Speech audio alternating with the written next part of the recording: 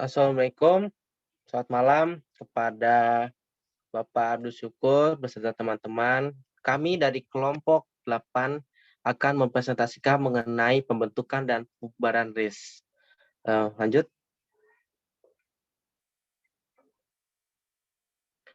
Mata kuliah sejarah Indonesia masa awal kemerdekaan sampai demokrasi terpimpin dengan dosen pengampu itu Dr. Abdul Syukur M.Hum.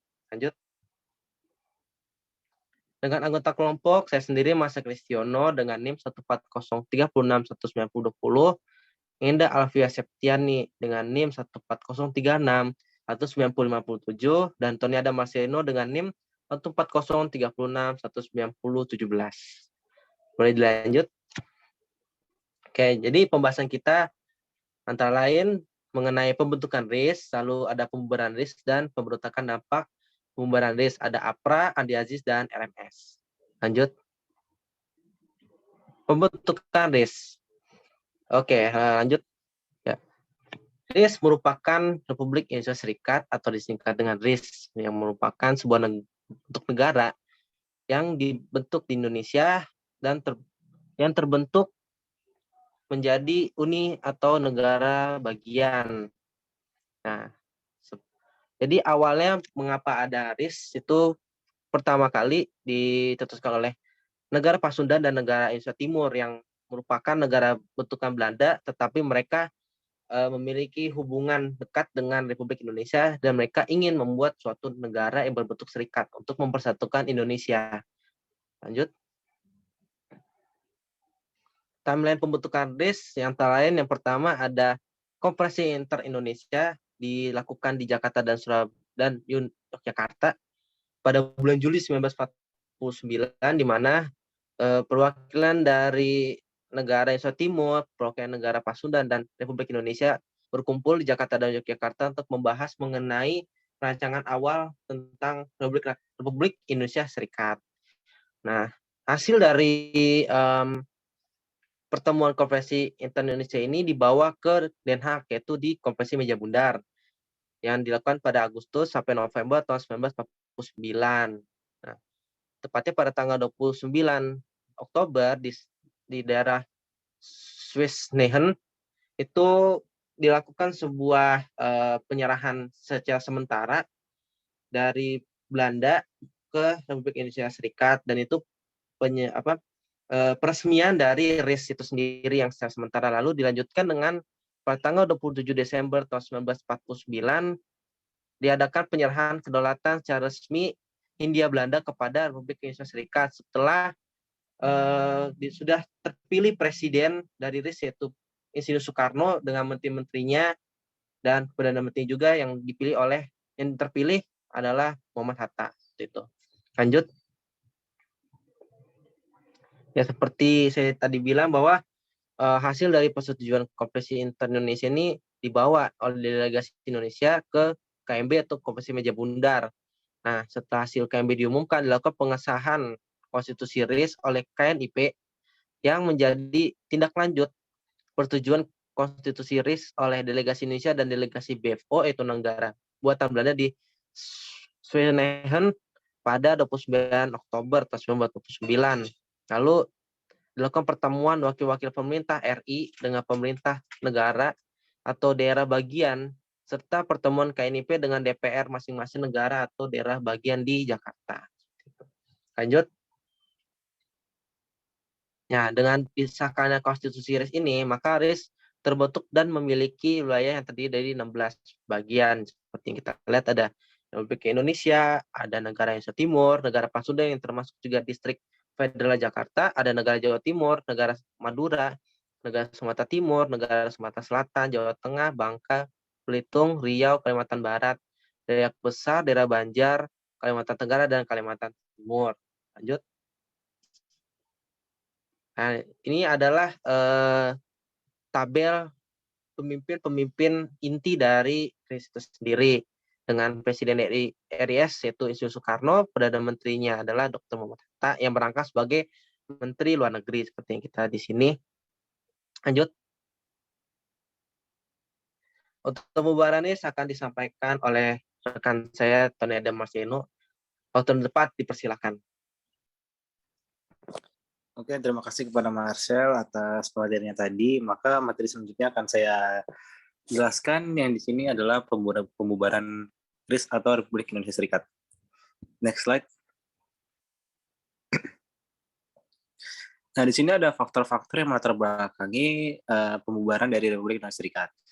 Di sini ada 7 faktor. Nah, yang pertama itu tidak sesuainya negara Republik Indonesia Serikat atau RIS dengan tujuan dari proklamasi. Yang kedua, rakyat Indonesia ini sebagian besar mereka tidak merasa puas dengan hasil dari konferensi meja bundar atau KMB. Dan ketiga ini, model negara yang berbentuk federal ini merupakan bentukan dari kolonialisme Belanda di bawah pimpinan Van Mook. Lalu keempat, ada Republik Indonesia Serikat atau RIS merupakan sistem pemerintahan dari kolonial Belanda. Kelima, bentuk negara federasi ini dapat memecah belah persatuan dan juga kesatuan warga negara Republik Indonesia. Keenam, pemerintah tidak berpihak kepada rakyat. Namun pemerintah ini lebih berpihak kepada kolonialisme Belanda, yang mana akan secara terang-terangan hanya akan menguasai kembali Republik Indonesia. Lalu yang terakhir, pendukung unitarisme hampir setengahnya adalah anggota dari kabinet. Next slide. Nah, di sini bukan hanya rakyat saja yang ingin bergabung dengan Indonesia, tetapi ada dua negara bagian. Yang pertama itu negara Indonesia Timur, yang kedua lalu Sumatera Timur. Nah, kedua negara bagian ini ingin bergabung kepada Republik Indonesia. Next slide. Nah, ini merupakan proses dari mulai terjadinya pembubaran Republik Indonesia Serikat untuk kembali menjadi Negara Kesatuan Republik Indonesia atau NKRI.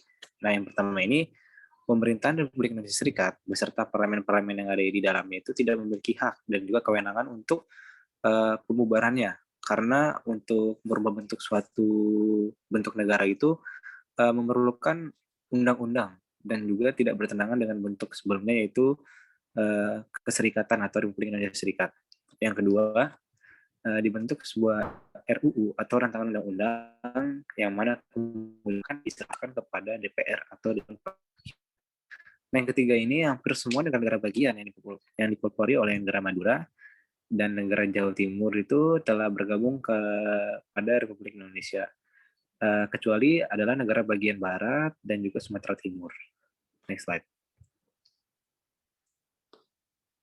Nah, keempat, pada akhirnya kedua negara bagian itu kembali bergabung atas usaha pemerintah Republik Indonesia Serikat, yang mana mengajak kembali dengan pemberian sebuah mandat oleh negara Indonesia Timur dan juga negara Sumatera Timur kepada Muhammad Hatta untuk membentuk dan kembali kepada bentuk NKRI atau Kesatuan Republik Indonesia.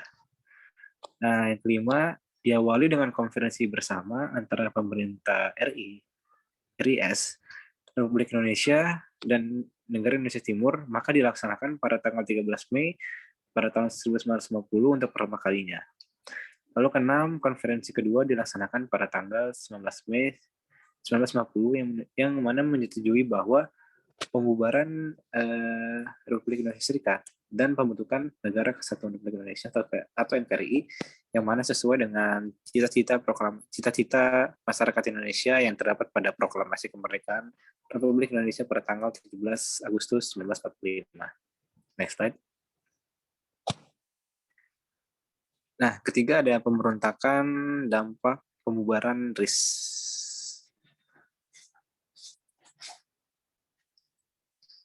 Ini akan dijelaskan oleh Marcel Kristiono. Waktu dan tempat dipersilakan. Terima kasih. Baik, terima kasih pada Saudara Tony Adam. Kita akan masuk pada pemberontakan dampak pembubaran RIS. Seperti yang terjadi bahwa terjadi suatu penolakan, banyak penolakan dari beberapa pihak yang berujung pada 3 pemberontakan. Yang pertama, bisa lanjut. Yang pertama adalah APRA, yaitu Angkatan Perang Ratu Adil. Nah, seperti kita tahu bahwa APRA ini dipimpin oleh Westerling. Selanjutnya akan saya jelaskan. Next. Ya, APRA ini dibuat atau dilancarkan oleh Westerling, di mana dia ada seorang mantan komandan dari pasukan khusus Belanda, yaitu Korps Spesialtroepen KST, dan juga ada Sultan Hamid. Nah, awal dari terjadinya APRA ini adalah ketidaksetujuan Westerling terhadap langkah negara Pasundan, maksud saya, untuk melebur ke dalam Republik Indonesia dan memiliki permintaan untuk Kenil tetap menjadi tentara resmi di daerah negara Pasundan. Seperti kita tahu bahwa permintaan dari Westerling ini tidak diiyakan oleh pemerintah yang akhirnya membuat Westerling melancarkan aksinya. Lanjut. Unsur-unsur dari APRA ini ada Koningisleger atau pasukan Belanda, lalu ada Kenil yaitu Koninklijke Nederland Indisleger dan Korps Spesialtroepen, dan juga ada tentara Islam Indonesia, dan juga ada pejuang Indonesia yang tidak terima dengan demobilisasi. Semua unsur-unsur ini memiliki alasan berbeda untuk bergabung dengan APRA yang dibentuk oleh Westerling. Lanjut. Nah, kejadian ini terjadi pada 23 Januari tahun 1950. Pada pagi hari, APRA dengan berbagai cara, yaitu dengan kendaraan tempur, kendaraan umum, dan juga berjalan kaki itu mulai memasuki Bandung dan mulai aksinya itu menembaki setiap TNI yang ada, entah itu bersenjata atau tidak, dan tempat-tempat markas TNI dan tempat-tempat strategis yang langsung dikuasai oleh APRA pada hari itu juga. Nah, pada akhirnya Komandan Tinggi Belanda dan juga Komisaris Tinggi Belanda yang tahu akan kejadian APRA ini memintakan Westerling untuk mundur bersama dengan pasukan APRA dari Bandung sebelum dipukul mundur oleh pasukan APRIS. Lanjut. Respon dari APRIS ini adalah memerintahkan untuk pasukan dari divisi Siliwangi yang masih tersisa yang di luar Bandung untuk bersiap-siap untuk memukul mundur dan menangkap APRA itu sendiri. Nah, pemimpin dari APRIS sendiri adalah TB Simatupang yang menjabat sebagai Kepala Staf Angkatan Perang. Lanjut. Selanjutnya akan dibahas peristiwa Andi Aziz di Makassar oleh Saudari Indah Alfia Septiani. Waktu dan tepat dipersilahkan. Baik, terima kasih Marcel atas penjelasannya. Selanjutnya kita masuk kepada peristiwa Andi Aziz di Makassar. Boleh di next? Nah, peristiwa Andi Aziz sendiri merupakan sebuah gerakan pemberontakan yang muncul di Makassar pada tanggal 5 April tahun 1950. Nah, peristiwa ini dilakukan oleh Andi Aziz yang dilandasi oleh kekhawatiran Andi Aziz sendiri dalam peleburan Kenil ke dalam APRIS. Nah, Andi Aziz ini khawatir jika Kenil ini akan dipojokkan di dalam TNI karena adanya dendam pada masa Perang Kemerdekaan Indonesia, yakni pada tahun 1945 sampai 1949, dan penghasilan mereka berkurang walaupun mendapatkan kenaikan pangkat. Next. Nah, selain itu, peristiwa itu juga terkait dengan adanya seorang tokoh bernama Dr. Somokil yang merupakan seorang mantan Jaksa Agung Negara Indonesia Timur pada saat itu atau NIT yang tidak setuju negara Indonesia Timur itu dilebur ke dalam Republik Indonesia sendiri. Nah, Andi Aziz merupakan seorang perwira KNIL sendiri. Nah, dia masuk ke dalam dinas militer Belanda di Inggris pada tanggal 22 Juni tahun 1945 dan menjadi sersan infanteri milisi sementara yang kemudian dilatih sebagai penerjun. Nah, dia juga pernah ditempatkan di daerah Sri Lanka dan ikut dalam pelatihan untuk menjadi inspektur polisi. Kemudian pada tanggal 1 Maret 1947, dia dipanggil untuk melakukan dinas militer lagi ke sekolah perwira untuk dijadikan sebagai letnan cadangan. Kemudian pada pertengahan tahun 1948, dia dikirim ke sekolah perwira cadangan infanteri di daerah Bandung. Kemudian selang dari beberapa tahun kemudian, dia itu pada April 1949, dia menjadi komandan Peleton Batalion Infanteri ke 16 di Palopo, dan pada 5 Januari 1950 kemudian dia dipindahkan ke daerah Makassar. Nah, sejak tanggal 30 Maret 1950, Andi Ajis ini masuk ke dalam APRIS sebagai komandan kompi dengan pangkatnya kapten. Nah, pada saat bertugas di Makassar, Andi Ajis sendiri kemudian dipengaruhi oleh tokoh ini, Dr. Somokil, terkait dengan negara Indonesia Timur dan Kenil. Setelah merasa yakin dengan usahanya, kemudian Andi Ajis melancarkan adanya kudeta di daerah Makassar pada 5 April 1950. Next. Nah, aksi Andi Ajis sendiri dimulai pada pukul 5 subuh, yakni tepatnya tanggal 5 April 1950, dengan membawa anak buahnya yang merupakan pasukan dari Kenil yang akan dilebur ke dalam APRIS dan menamakan diri pasukannya ini dengan nama pasukan bebas.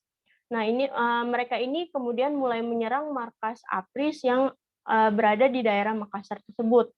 Nah, setelah pertempuran antara pasukan bebas Andi Ajis sendiri dengan APRIS, beberapa APRIS kemudian ditawan oleh termasuk Letnan Kolonel Ahmad Yunus Moko Ginta, sementara APRIS lainnya menyingkir dari Makassar.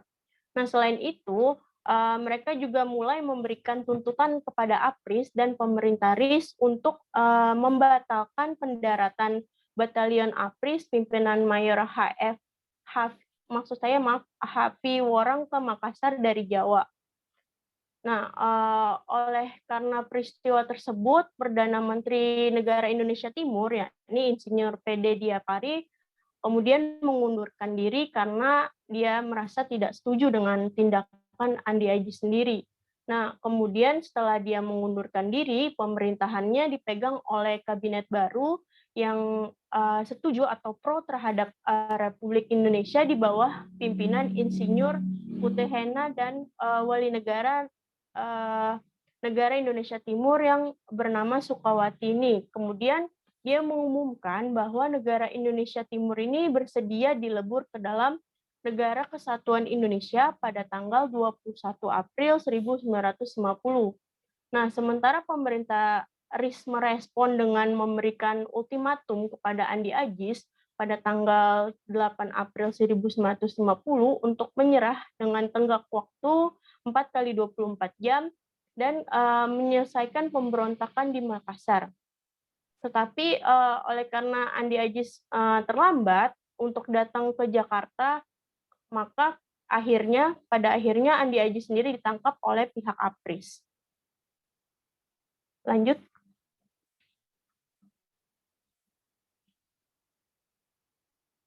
Nah, untuk menyelesaikan peristiwa Andi Ajis tersebut, APRIS kemudian mengirim pasukan ekspedisi tambahan, yaitu bernama Brigade Garuda Mataram yang dipimpin oleh Letnan Kolonel Soeharto dan Batalion Abdullah pimpinan Mayor Abdullah. Nah, penyelesaian peristiwa Andi Ajis sendiri kemudian dipimpin oleh seorang tokoh bernama Kolonel Alex Efforts Kawilarang. Ini pasukan Kenil ini di Makassar kemudian berhasil dikepung, namun kemudian terjadi bentrokan antara APRIS dengan pasukan bebas Andi Ajis di Makassar pada awal Agustus tahun 1950 setelah terbunuhnya ulama Nika asal Padang, yakni Mukhtar Lutfi dan Letnan Jan Ekel. Next. Nah, selanjutnya ada peristiwa pemberontakan dari Republik Maluku Selatan yang akan dijelaskan kembali oleh Marcel. Waktu dan tempat saya persilakan, Marcel. Baik, terima kasih Saudari Indah. Saya akan menjelaskan kembali mengenai pemberontakan terakhir dari penolakan terhadap pembubaran RTC, yaitu Republik Maluku Selatan, yang dipimpin oleh Dr. Somokil. Lanjut. Alasan dari mengapa RMS terjadi adalah ketidaksetujuan Dr. Christian Robert Stephen Somokil terhadap peleburan negara Indonesia Timur atau NIT ke dalam Republik Indonesia. Lalu juga Kenil yang berada di Ambon dan mayoritas beranggotaan orang-orang Ambon tidak ingin bersatu dengan TNI dalam sebuah APRIS. Oleh karena, seperti tadi dijelaskan oleh Indah pada peristiwa Andi Ajis, bahwa ketakutan dipersekusi oleh TNI yang dulunya bermusuhan dengan Kenil, lalu juga pangkat serta gaji yang dipangkas, sehingga mereka mengikuti langkah Dr. Somokil untuk membuat suatu pemberontakan terhadap Republik Indonesia Serikat. Dan karena tindakan tersebut, pada akhirnya pihak pemerintah merasa terancam dan membentuk sebuah panitia untuk mengadakan pembicaraan dengan Dr. Somokil beserta jajarannya. Lanjut. Lalu di sini pihak RMS mengutus salah satu pemimpin Ambon untuk memberikan surat kepada panitia misi Dr. Lemena. Nah, jadi panitia ini dipimpin oleh Dr. Lemena dan mereka datang ke sana menggunakan kapal perang KRI Hang Tuah yang juga akan dipakai untuk tempat mediasi. Tetapi RMS hanya ingin berbicara di dalam kapal yang berisi pihak netral dan diawasi oleh PBB serta Belanda. Oleh karena hasil yang didapatkan oleh panitia misi perdamaian tersebut, pemerintah RS akhirnya memerintahkan APRIS untuk melakukan blokade laut. Kegunaannya untuk mengancam RMS untuk segera menggagalkan setiap tindakan-tindakan mereka sekitar Kepulauan Maluku, terutama untuk Ambon dari pada tanggal 18 Mei sampai 14 Juli 1950. Tetapi pada akhirnya RMS tetap tidak ingin menggagalkan atau tidak ingin membubarkan dengan sendirinya RMS, tetapi tetap berdiri sebagai musuh dari RIS itu sendiri. Lanjut. Nah, pada akhirnya APRIS melaksanakan misi tempur yang dilakukan dengan pendaratan APRIS yang dimulai setelah blokade laut ini selesai dilaksanakan pada 14 Juli tahun 1950. Nah, operasi militer yang dilakukan oleh APRIS terhadap RMS diberi nama Operasi Senopati untuk nama operasi secara umum dan Operasi Nutar untuk ARI, dan dipimpin oleh Kolonel Alex Kawilarang yang difoto di sebelah kanan, lalu ada Letnan Kolonel Ignatius Slamet Riyadi sebelah kiri. Lanjut. Nah, setelah banyak pertempuran yang terjadi di pendaratan di banyak pulau di Kepulauan Maluku, pada akhirnya Ambon bisa diambil alih dan secara sebagian besar Maluku dapat diambil alih, tetapi dari pihak APRIS mendapat korban, yaitu Letnan Kolonel Ignatius Slamet Riyadi yang tertembak pada saat ingin merebut benteng New Victoria sebagai pertahanan terakhir dari RMS. Nah, dalam pertempuran ini, dalam penumpasan RMS ini juga APRIS mengalami kesulitan yang cukup berarti dalam menghadapi pasukan RMS. Hal ini dikarenakan mayoritas pasukan RMS ini merupakan mantan pasukan khusus Belanda yang tadi dipimpin oleh Westerling, yaitu Korps Specialtroepen. Dan itu juga oleh karena mayoritas dari pasukan RMS ini adalah orang-orang Ambon yang sudah mengenal medan pertempurannya, sehingga hal tersebut menjadi keuntungan bagi pasukan RMS untuk melawan ataupun menangkis segala serangan dari pasukan APRIS, yang juga akhirnya menjadi halangan juga bagi pasukan APRIS yang mendarat di Kepulauan Maluku dan menjadi pembelajaran bagi APRIS untuk kedepannya. Seperti itu. Lanjut.